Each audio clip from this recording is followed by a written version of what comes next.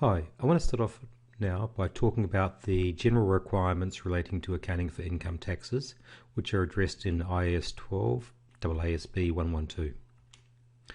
The objective of the standard is addressed right up front, and it tells you that the objective of the standard is to prescribe the accounting treatment for income taxes, and this is going to be how to account for the current and future tax consequences of transactions and other events occurring in the current period, and also where you might have the future recovery or settlement of the carrying amounts of assets or liabilities that are recognised in the entity's statement of financial position.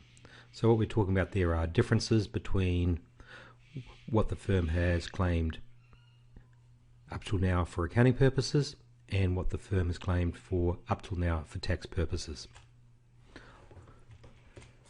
The scope of the standard is basically limited to income taxes, so it applies to taxes which are based on profit, and it's going to include both domestic and international taxes, but it is going to exclude things like sales taxes, which are not profit-based taxes.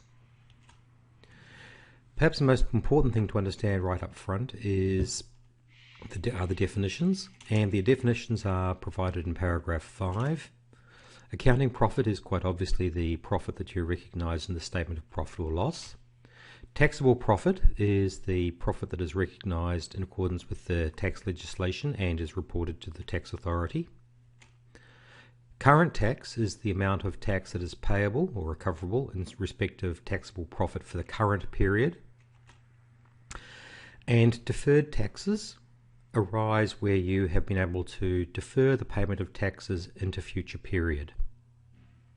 The easiest way of thinking about this is in respect of where you may be claiming a deduction now for tax purposes, but where the expense won't be recognised until a subsequent period, and so effectively you're deferring the payment of tax into the future.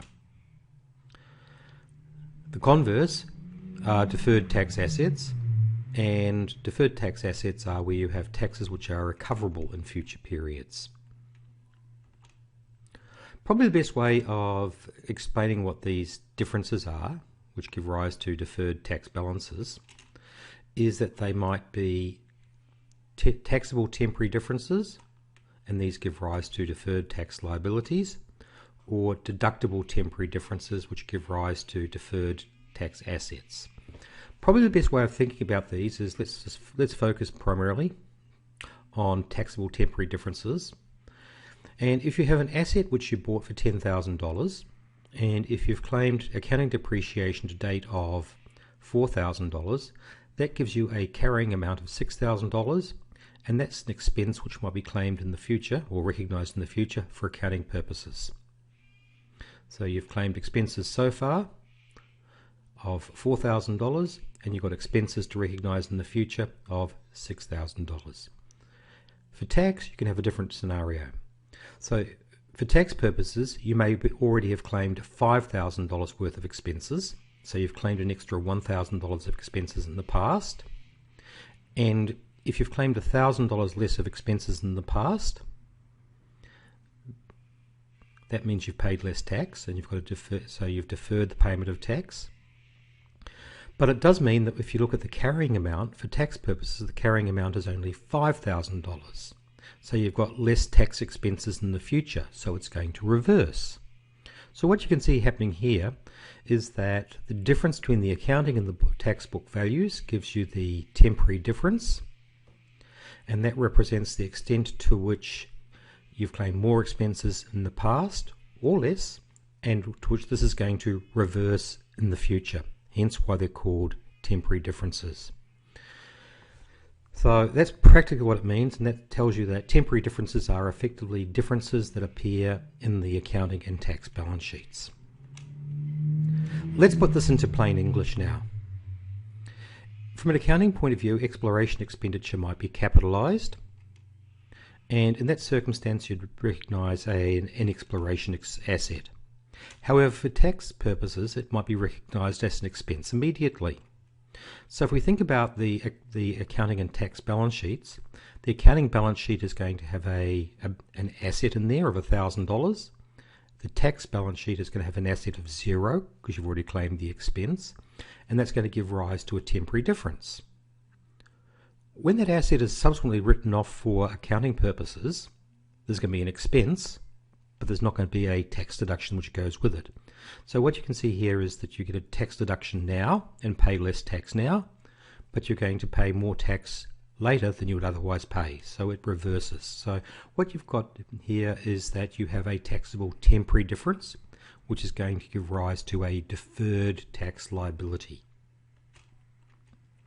So please note we have the difference between recognising an asset and expense.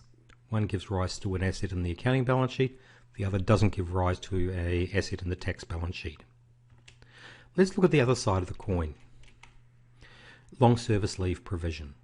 Well, it's fair to say that if you have a long service leave provision, it's a payment that you haven't made yet. You recognise an expense which you're going to have to pay in the future. And from an accounting point of view, you'd recognise a liability and an expense. However, for tax purposes, you can't claim a long service leave provision as an expense because you haven't paid it yet. And so what you can see now is that we have this difference. From an accounting point of view, we have a liability. From a tax point of view, we don't. So we have a difference between the accounting and the tax balance sheets, and that gives rise to a temporary difference. To the extent that we haven't had the tax deduction yet, we're going to pay more tax than we would otherwise have to pay now. But when we do pay that long service leave, we're going to get an extra deduction then, and so it's going to reverse in the future. So in this circumstance, the difference between the accounting and the tax balance sheet is going to create a deductible temporary difference that is going to create a deferred tax asset. Once you understand this idea that we have these differences between accounting and tax balance sheets, then it makes the whole idea of thinking about deferred tax much simpler. Can I also say that most people tend to find it easier to think about deferred tax liabilities, mainly to start with. The disclosure requirements are quite extensive and are contained in paragraph 79 onwards, and this requires you to disclose the current tax expense, any adjustments which are made, any deferred tax amounts, and importantly there are some reconciliations which require a comparison of accounting profit at the statutory tax rate to the actual tax expense. I always find this really useful when you're looking at a set of financial statements because you know what the incentives are to manage taxable income, always down.